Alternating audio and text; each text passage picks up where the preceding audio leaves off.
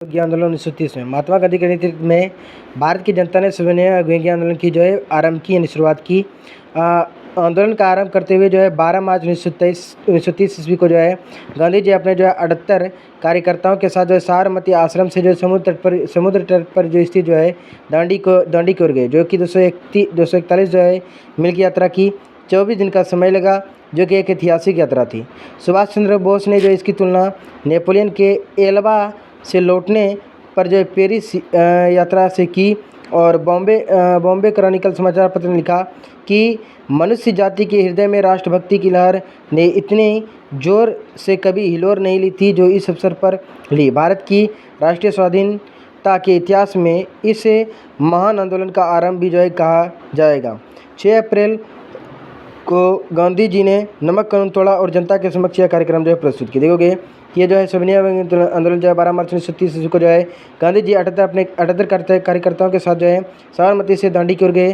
241 मील की दूरी वो सिर्फ 24 दिन में पूरा किए।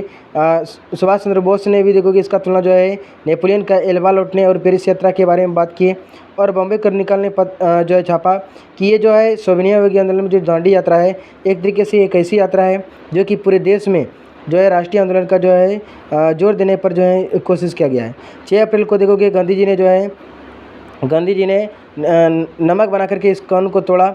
और इस कानून में बताया कि हर गांव में नमक कानून तोड़ा जाए और शराब, अफीम, विदेशी कपड़ों की दुकान पर धरना दिया जाए। सरकारी संस्थाओं में उसका त्याग करने, जो सरकारी संस्थाएं हैं उसका त्याग करना चाहिए। सरकार को कर नहीं देना चाहिए और विदेशी वस्त्रों की होली जलाई जाए, मतलब कि इसको सीधा जला देना चाहिए।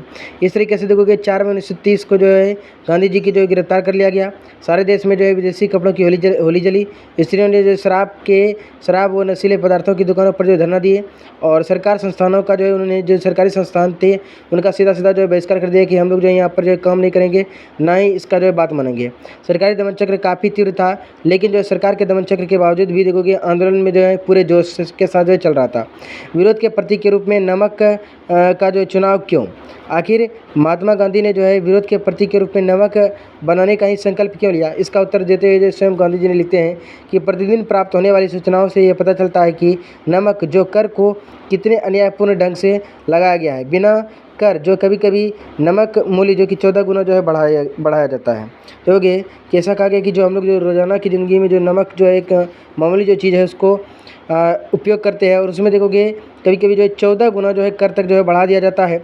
और नमक का प्रयोग करने के लिए सरकार उस नमक की जिसे लाभ पर नहीं बेच पाती है, नष्ट कर देती है। कभी देखोगे सरकार उस नमक को कभी नहीं बेचती है या फिर उसको नष्ट कर देती है, जिससे उसको लाभ नहीं मिलता है। इस प्रकार से देखोगे हमारा राष्ट्र है, राष्ट्र के लिए आवश्यक वस्तु कि नमक पर भी देखोगे कर लगाती है और नमक के उत्पादन से रोकती है, यानी कि जो किसान नमक उत्पादन कर रहे हैं उस पर रोक लगाती है अंग्रेजी सरकार, जिसे प्रकृति के बिना श्रम के उत्पन्न से क्या है। देखोगे इसको कहता है कि ये प्रकृति के द्वारा दिया गया है, इसमें ज़्यादा उतना श्रम नहीं लगता है, इसको भी नष्ट कर देता है। और ये भारतीय लोगों के खिलाफ सीधा अन्याय है। टनों न सही परंतु मनो नमक क्विंटल तट पर नष्ट कर दिया गया। कहता है कि टन नहीं, लेकिन हाँ कई मन एक मन लगभग 50 केजी के बराबर होता है। कहता है कई कण कोंकण के तट पर नमक को इसको नष्ट कर दिया गया। दांडी में भी ऐसा हुआ। इस प्रकार के ये बहुमूल्य राष्ट्रीय संपदा को राष्ट्रीय खर्चे से ही हम लोग नष्ट कर सकते हैं। लोगों के मुख से नमक छीना जा रहा है। इसलिए ये सविनय अवज्ञा आंदोलन में नमक बना करके इस नियम को उनका उल्लंघन किए थे महात्मा गांधी जी। नमक एक अधिकार, एक प्रकार का चौतरफा अभिशाप है, यानी एक तरीके से श्राप की तरह है, जो लोगों के लिए महत्वपूर्ण चीज़ें हैं, जो ग्राम के उद्योग से उसको वंचित कर रहे हैं अंग्रेज लोग। और बहुतायत उत्पादित संपदा में ये अतिशय विनाश का कारण भी बना है। जो जन सामान्य उदासीनता के कारण है, यह कर लंबे समय तक अस्तित्व बना हुआ है। और आज भी देखोगे जनता जागरूक हो चुकी है और अतः इस कर को समाप्त होना ही होगा। देखोगे कहते हैं महात्मा गांधी जी की ये नमक पर कर लगाया गया है जो एक तरीके से अन्यायपूर्ण है और इसको इस कर को अंग्रेज़ों को समाप्त करना पड़ेगा। इसे जितनी जल्दी समाप्त किया जाए उतना ही ठीक होगा। यह जनता के लिए क्षमता पर निर्भर है।